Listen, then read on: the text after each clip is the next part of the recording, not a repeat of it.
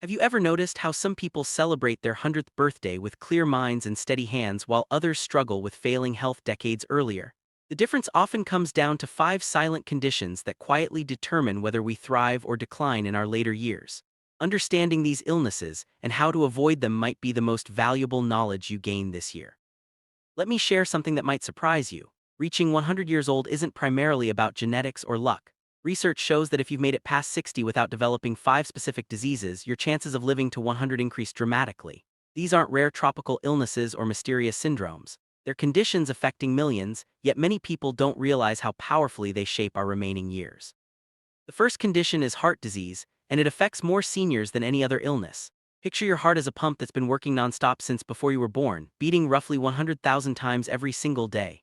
Over decades, this remarkable organ can become strained, especially when the arteries feeding it oxygen become narrowed with plaque.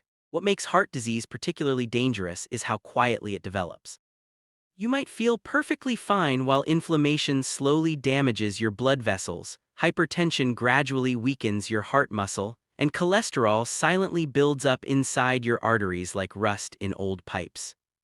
I remember hearing about George, a 97-year-old who credits his healthy heart to simple habits. He walked every morning regardless of weather, ate meals prepared from basic ingredients rather than processed foods, and consciously chose not to carry grudges or nurture anger. His doctor once told him his arteries looked like those of someone 30 years younger. George didn't do anything extraordinary.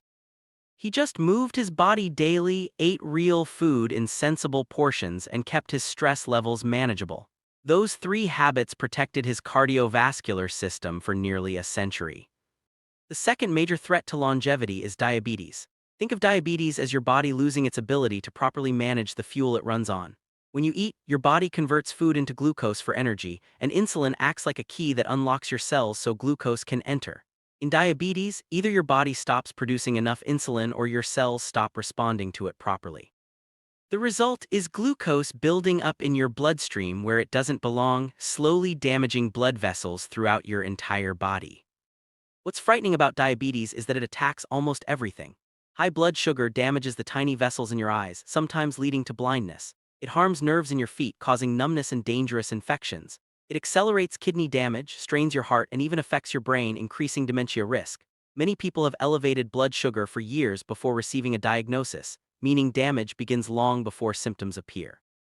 Harold, who lived to 84 without diabetes despite strong family history of the disease, followed what he called the half-plate rule. Vegetables covered half his plate at every meal, and he never drank sweetened beverages. He told his grandchildren that sodas and fruit juices were liquid candy, and he treated them accordingly. Harold also stayed active, not with intense exercise but with consistent movement throughout each day. Gardening, walking to the store, taking stairs when possible. These habits kept his blood sugar stable and his metabolism functioning properly for 8 decades.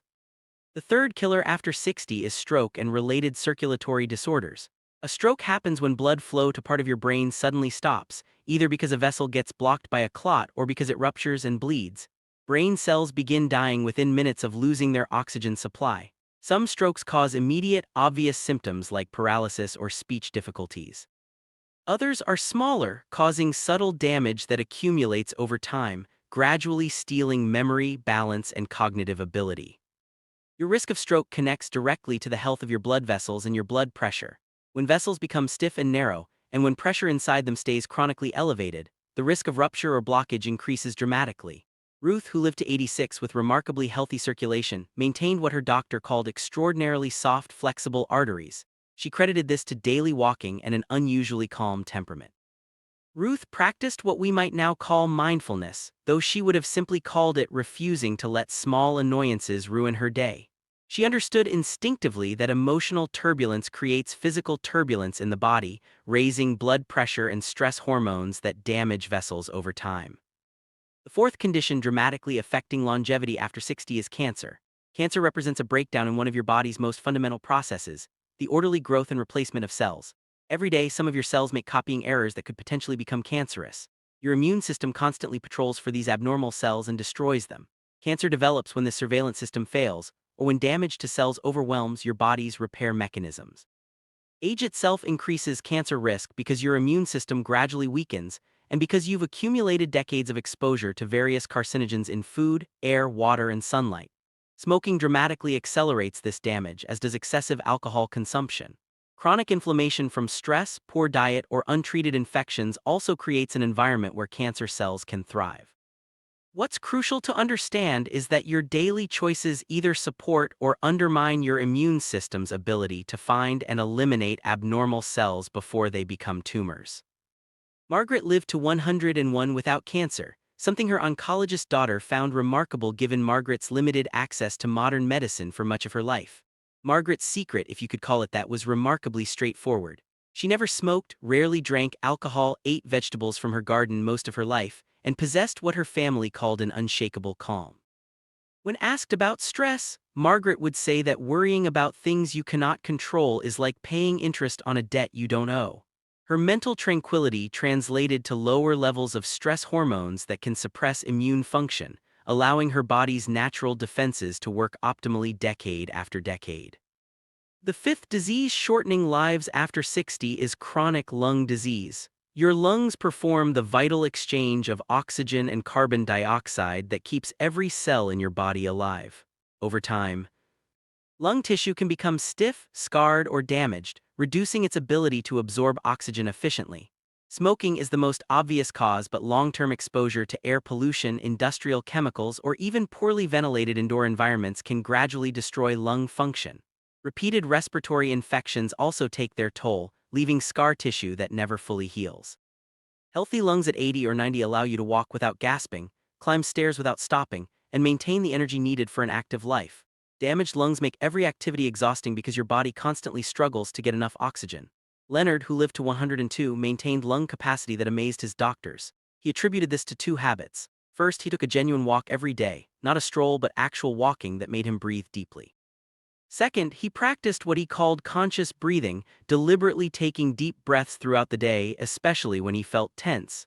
This habit kept his lung tissue flexible and his respiratory muscles strong. He also maintained excellent posture, understanding that slouching compresses the lungs and limits their capacity. Now here's what ties all five of these conditions together.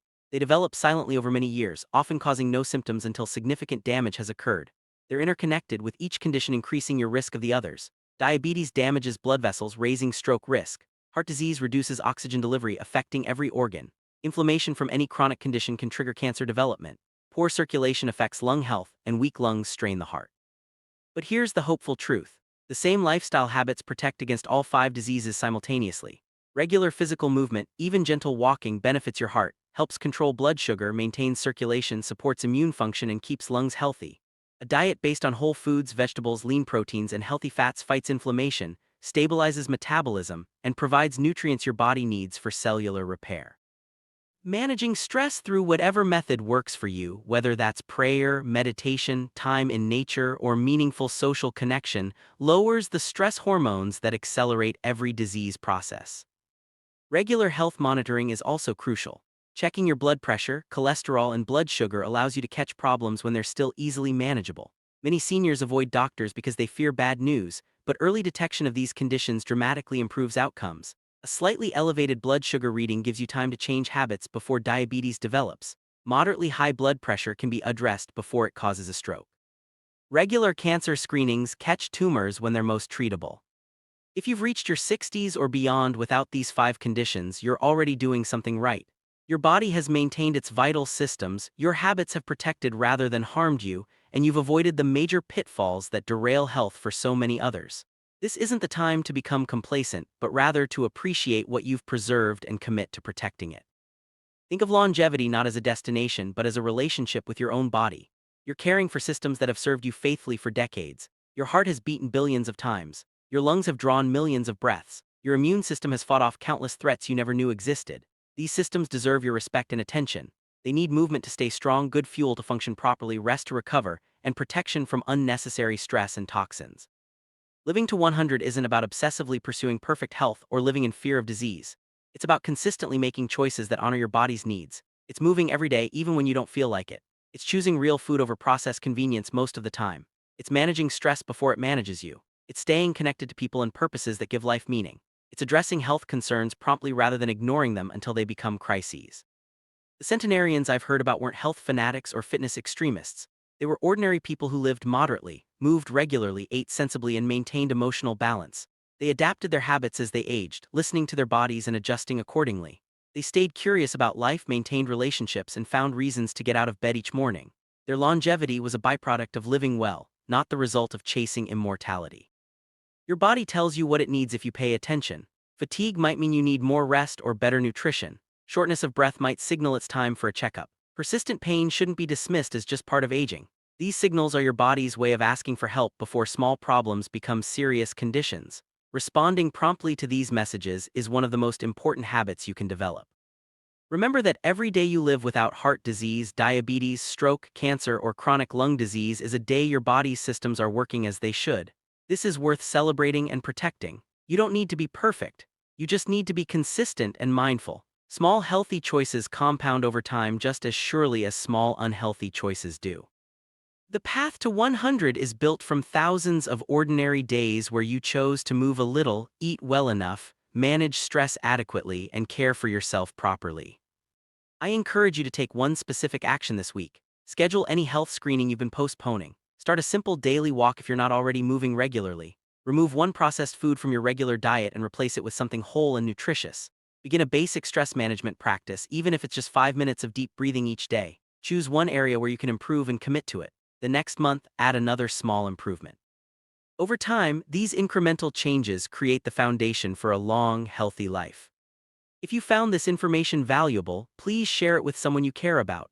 Subscribe to this channel for more practical health guidance designed specifically for seniors.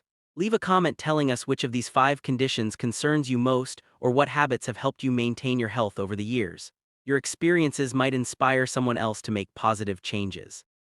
Together, we can support each other in not just living longer but living better with vitality, purpose, and joy through all our years.